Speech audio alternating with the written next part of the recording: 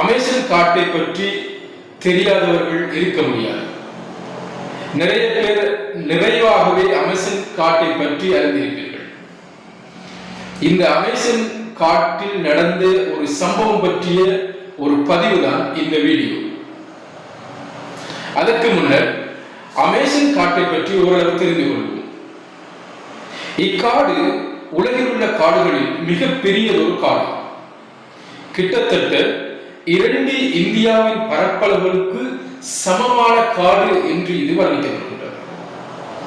9 நாடுகளை சுற்றி இந்த காடு அமைந்திருக்கின்றது. மிகவும் அடர்த்தியானது, பல்வேறு மிருகங்கள் வாழக்கூடியதுமான காடு இதுவாகும். உலகில் நுரையீரல் என்று இந்த காடு போற்றப்படுகிறது.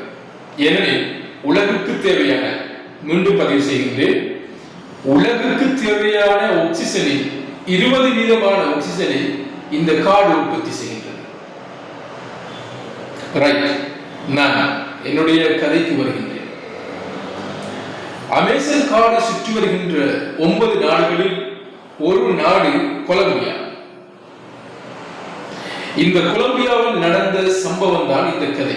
கொலம்பியாவிலிருந்து ஒரு குடும்பம் ஒரு இடத்துக்கு இடம்பெயர்வதற்காக வழியாகிறார்கள். அங்கே பயணிப்பது என்றால் சிறிய டாக்ஸிகள் தான் பயணிப்பார். அதாவது ஏர்டெக்ஸ் என்பது சிறிய ரக விமானம். இதில் தான் அங்கே பயணிக்கின்றார்கள். இவர்களும் பயணிக்கின்றார்கள்.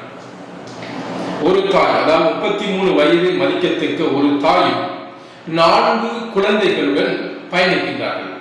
முதல் குழந்தை 13 வயது, இரண்டாவது பிள்ளைக்கு 9 வயது, மூன்றாவது பிள்ளைக்கு 4 வயது, 4வது பிள்ளைக்கு 1 வயது. இந்த 4 குழந்தைகளும் இந்த தாயும் ஒரு பைலட் மற்றும் கோ பைலட், இவர்களுடன் இந்த விமானம் புறப்படுகின்றது. அமேசான் காட்டை நெருங்கியதும் சிறிது தூரம் சென்றதும் இந்த விமானத்தினுடைய இன்ஜின் பழுதாகி இந்த சிறிய ரக விமானம் என்றால் விபத்துக்குள்ளாகின்றது. உடனே அந்த பைலட்டும் கோ பைலட்டும் இறந்து விடுகிறார்கள். மற்றும் அந்த தாய், 33 வயது மதிக்கத்தக்க அந்த தாயும் பலத்த காயங்களுடன் அந்த காட்டிலே விழுந்து விடுகின்றார்கள். இப்பொழுது அந்த தாய் உணர்ந்து கொள்கிறாள் தான் இறந்து விடுவேன் என்பதை. இதனால் தன்னுடைய குழந்தைகளை அழைத்து கூப்பிட்டு சில அறிவுரைகளை வழங்குகிறார்கள். எதை செய்ய வேண்டும், எதை செய்யக்கூடாது என்பது போன்ற அறிவுரைகளை வழங்கியதுடன் நீங்கள் உடனடியாக இந்த இடத்திலிருந்து நகர்ந்து விடுங்கள், இது அபாயகரமானது என்று கூறி அவர் இறந்து விடுகிறார். இப்பொழுது அந்த 13 வயது மதிக்கத்தக்க அந்த குழந்தை தன்னுடைய அந்த பிஞ்சு உறவுகளை அழைத்துக் கொண்டு செல்கின்றது. இந்த இடத்தில் நாங்கள் ஒன்றை யோசிக்க வேண்டும். அந்த குழந்தைகளின் மனநிலை எவ்வாறு இருக்கும்?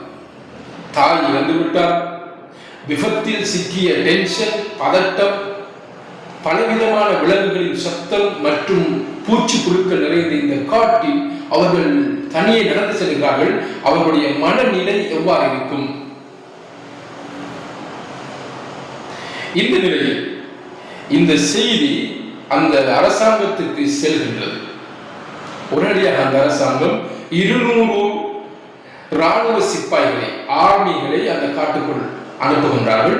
அத்தோடு சில பல என்ஜிஓக்களும் அந்த காட்டுக்குள் இறங்குகிறார்கள் இவர்களை கண்டுபிடிப்பதற்காக. காட்டில் தேடுதல் நடவடிக்கைகள் மேற்கொள்ளப்படுகின்றன.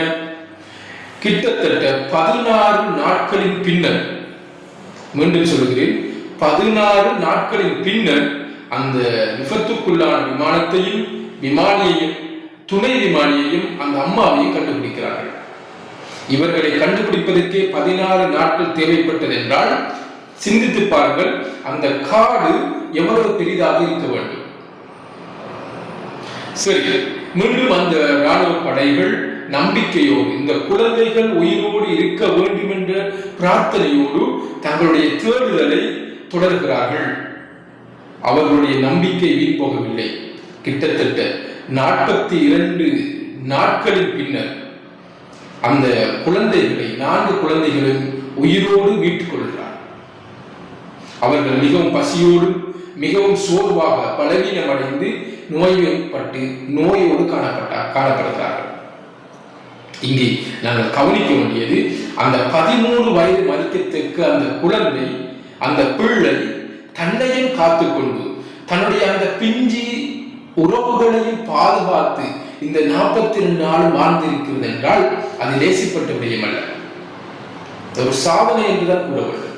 அதனுடைய மனநிலை எவ்வாறு இருந்தது இங்கே நாம் கவனிக்க வேண்டியது, உறவுகள் எவ்வளவு முக்கியமானது, உறவுகளை நாம் எவ்வளவு பொறுப்புடன் பார்த்து கொள்ள வேண்டும், உறவுகளை நாம் எவ்வளவு கண்ணியமாக பேணிக்கொள்ள வேண்டும் என்ற ஒரு விடயத்தை நாம் இந்த சம்பவத்திலிருந்து படிப்பினையாக பெற்றுக் கொள்கிறோம்.